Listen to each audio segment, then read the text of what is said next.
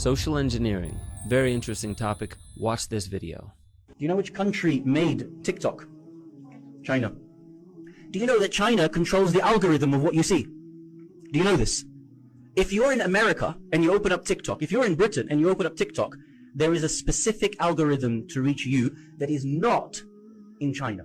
If you're in China and you open up TikTok, what the Chinese government wants you to receive as youth, as people using TikTok, are people who are doing good things, achievements, youth making social enterprise, youth becoming successful in math competitions, youth becoming masters of karate, youth doing something with their life. And you are rewarded. That algorithm is that the Chinese government makes you see positive things for social development. Did you know here and in the United States, China, send you a different algorithm? Do you know what they send you?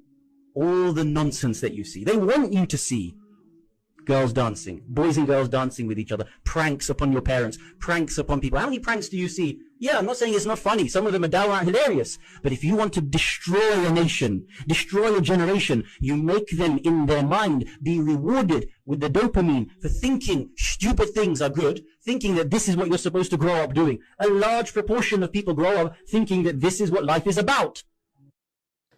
Social engineering much? So there it is.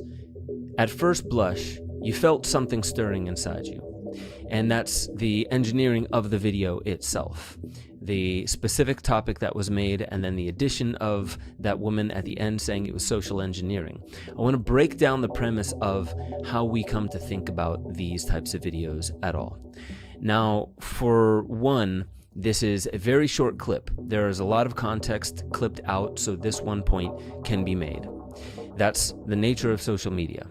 The premise of the video itself is there to show you that China is doing something. China has an algorithm that empowers and inspires their youth, while America has nothing but nonsense. And because America has nothing but nonsense, it would be easy to say that China is doing something to our youth. And that stirs inside of us. There is a certain kind of tribalism that we all just have, whether we know how to deal with it or not. That tribalism comes about when we feel in danger.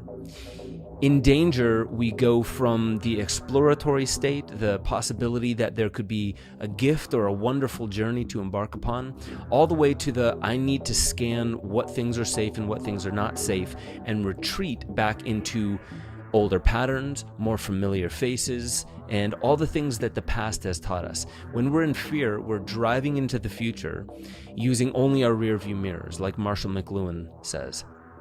And when we are feeling creative, when we are feeling inspired, when we're feeling empowered, kind of like the algorithm that China is using for their children, you feel like going out and exploring. You feel that there's a lot that you can do, and you feel protected from a foundation. So you can also say that China is trying to make them feel supported a little bit more, and that we are getting the nonsense. The one part of this argument that I have to break down is the content that we get from TikTok that much more absurd, that much more prank-filled and nonsense-filled than the rest of American-based social media? Because if it's not night and day difference, then you'd have to say that maybe we're asking for it as the people. Maybe there's not actually some kind of agenda coming from another country. So perhaps the tribalism starts to recede at that point when you consider a little bit of that information. But at that point, you have a choice point. Do I make a comment on social media or not? It's brutal when you see people on dates. Oh, They're yeah. not even talking to each other. They're just looking at each other's phones. Yeah. Go. Wow. People at dinner. It's like, Yeah. It's like you're in front of an actual person. Yeah. And you prefer to communicate in digital with someone who's not even there. Totally. And what's interesting about boredom is oftentimes when boredom would kick on, we would go inward, sort of mind wander. And mind wandering, it gives your brain some time to like reset and revive, Whereas anytime you're focused on the outside world, your brain is actively processing information. So this is kind of like in the book, I compare it to lifting a weight. When you're having a conversation, looking at your phone, watching a screen, whatever you're doing, if you're focusing on the outside world, your brain is working and it's lifting. When you go inward, your brain goes into this default mode network, which is like a rest period, right? So now, because every time we're bored, we just pull out that screen and focus more, our brains are just constantly being worked and overworked and overworked. And this is associated with just burnout, anxiety, etc. So a lot of what we're getting are people in a state of being riled up about the way the world is, whether they think it's unjust or completely just. And it's also an interesting point to find that there was this study that found for people in England, watching a soccer match of your favorite team kick and make a goal was not as gratifying as watching your arch nemesis's team miss a goal. There's something in that. We seem to have a bigger smile on our face, according to this data, when our opponent loses than when we succeed. So with that, understanding that we have that, we bring it to the table when we're making a post on such a video that I just showed you. So that then becomes the response. And it looks like it's an accurate snapshot. That looks like it should just be an average, correct? Well, no, not really. Some of the algorithms that are even made here in the United States, they are literally making their salary based upon your attention. The amount of time you spend looking at the screen and going back to the screen and scrolling through the screen and just meandering through their content, somebody's getting paid more because, or let's say the algorithm is working better. And all this man hours, all this time, all this beautiful intelligence that goes into technologies such as these social media platforms that we complain about, and then we zero in on this algorithm that is highlighting an aspect of our attention. That's the part I want to pause on. Regardless of what you think of this video that I showed at the beginning, regardless of what you think about US and China relations, what's happening in the world, how safe you are, regardless of any of that, these social media platforms that we're using, they know something about our psychology. We're coming to hear how the algorithms influence, and some would say infect, our psyche.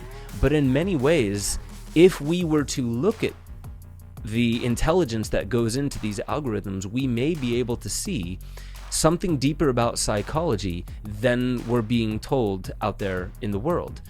If they've figured out our psychology and how to reverse engineer it and to give us a dopamine kick to cause us to want other kinds of behavior like the nonsense or the empowerment, then imagine if you were to empower yourself rather than feel helpless against China, the US, social media, technology. Instead of feeling like you are being beaten by it, you would have this inner kick inside that you don't need somebody to empower you. You don't need the nation state to inspire you. You also don't need fear to cause you, to force you into the right direction. There's something inside you right now that already exists that knows that you have the capacity to work your way through everything that you are being inundated with on a day-to-day basis. There's an aspect of you that knows you have this beat if you were to simply focus and engage. Focus and engage. In the same way that you could be so focused on your phone when your kid or when your friends actually want some of your attention, use that same focus in a meditative state where there is no other agency plugged into you except for Mother Nature and Father Time and the forces of the cosmos. If that's the only thing you're plugged into and you go into the same focus, then when you're not in that meditative state, you can engage directly with what it is you know you were put on planet Earth to achieve. And all the rest of the fluff just falls away by the wayside. If you're feeling anxiety, if you're feeling like you don't know what path you're on, if you're feeling like you're worried the world might not actually be a safe place for you, There's nothing outside of you that can be given to you that will actually fill that void. The only thing you're actually looking for rests probably right inside the heart, with a little bit of focus, a little bit of attention, and then engagement based upon what you've learned from that focus and attention. Then you'll realize that you don't have to worry about the social media, you don't have to worry about the algorithms or national conflict. All you have to worry about is not worrying so much, opening up and allowing for life to feed you the information and to feed you the nourishment and the beauty that you need to simply live from the heart. It can be done. You can still make money. You can still fit into society. You don't have to go live in the woods and go off grid. It's there. It's inside you. I see it right now. Go find it.